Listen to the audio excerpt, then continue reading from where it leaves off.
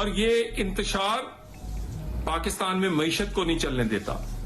جیسے ہی پاکستان میں معیشت بہتر ہوتی ہے، اسٹاک ایکسچینج بہتر ہوتی ہے، پاکستان میں روپیہ تکڑا ہوتا ہے، اسی وقت دھمکیاں، اسی وقت گدڑ بھبکیاں، اسی وقت انتشار کی سیاست.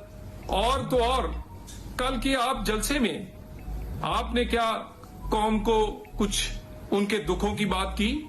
کسی نے بجلی کے بل کی بات نہیں کی، کسی نے روٹی کی بات نہیں کی، کسی نے معیشت کی بات نہیں کی. ہر کوئی اڈیالے کے اس مجرم کی بات کرتا رہا. 9 مئی ہو یا پھر 190 ملین، جلد سے ایک نہیں آپ 100 کریں، تحریک چلائیں، دھرنے دیں.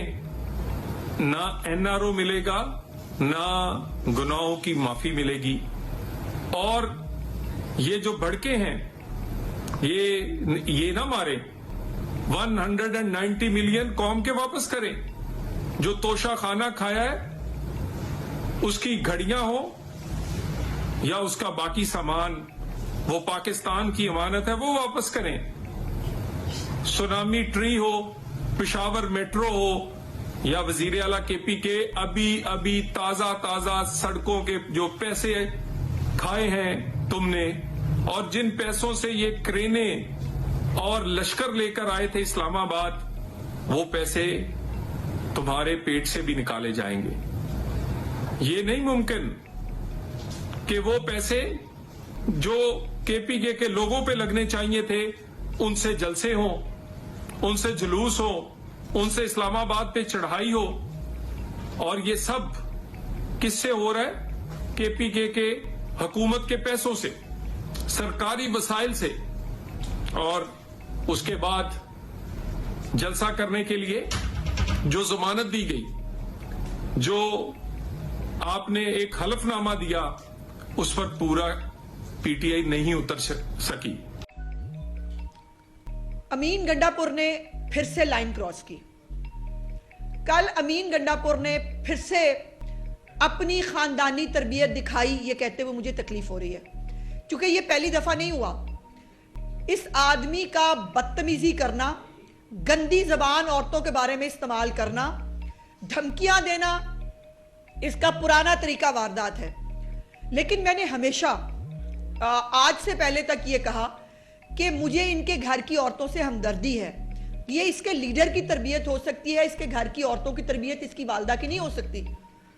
لیکن بار بار پوائنٹ آؤٹ کرنے کی بجائے جب اس میں اضافہ ہو رہا ہے تو میں یہ کہنے پہ مجبور ہوں کہ شاید ان کے گھر کی عورتیں مجبور ہیں، یا وہ اس کی تربیت ہی ایسی نہیں کر سکی کہ اس آدمی کو تمیز سکھائی جا سکے.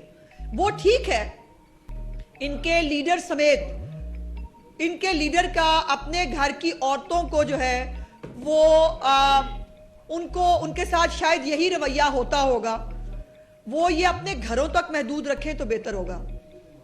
لیکن یہ عمران خان کے ساتھ اب یہ ان کی خاندانی تربیت بھی مجھے لگ رہی ہے، چونکہ ان کی والدہ صاحبہ کو جب پہلی دفعہ اس نے لائن کراس کی تھی، اس کی والدہ صاحبہ کو اس کو منع کرنا چاہیے تھا. اس کی بیوی کو یہ کہنا چاہیے تھا کہ ہم شرمندہ ہوتے ہیں تمہاری زبان سے. اس کی بہنوں کو یہ کہنا چاہیے تھا کہ تمہاری وجہ سے ہمارے سر جھک جاتے ہیں جو زبان تم استعمال کرتے ہو عورتوں کے بارے میں. لیکن اب میں یہ کہنے پہ پھر مجبور ہوں کہ اس کی خاندانی تربیت ہی شاید ایسے ہوئی بھی ہے. اچکزئی صاحب جو ان کے سربراہ بنائے گئے ہیں اللہ جانے کون سے معاملات کے لیے، کیونکہ بیٹھنا تو انہوں نے فوج کے ساتھ ہے صرف، انہوں نے بھی کل کہہ دیا، انہوں نے ان کو کل بدتمیز اور غیر منظم جماعت کہہ دیا.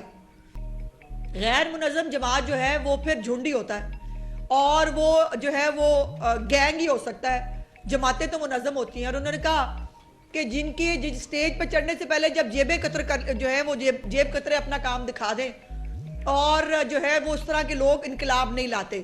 تو وہ سوشل میڈیا میں بہت کچھ چلتا ہے، کون سے لوگ انقلاب نہیں لاتے، میں اس کی ڈیٹیل میں نہیں جانا چاہتی. کل میلہ مویشیاں کی تمام تقریروں کے ختم ہونے کے بعد مجھے یہ بات سمجھ میں آئی کہ اس میں ایک بہت بڑی وزڈم شامل تھی، جس کے اندر یہ جو تقریریں وہاں ہوئیں، جو حرکتیں وہاں ہوئیں، جو باتیں وہاں ہوئیں، وہ انسانوں کی تو تھی نہیں، وہ صرف جانور ہی کر سکتے ہیں. اور وہ میلہ مویشیاں جو ہے اس نے اپنی تمام روایات کو برقرار رکھا.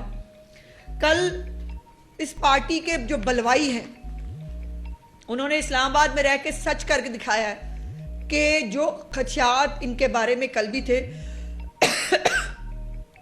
وہ آج بھی ہیں, اور یہ جب جب نکلتے ہیں یہ صرف فساد کر سکتے ہیں, یہ جب جب نکلتے ہیں یہ جلاؤ گھراؤ کر سکتے ہیں. اور ان کے خمیر میں شاید اب یہ شامل ہو گیا ہے کہ ان سے انسانوں والی کوئی بات, ان سے کوئی تہذیب کی بات, ان سے کوئی امن امان کی بات آپ ایکسپیکٹ نہیں کر سکتے.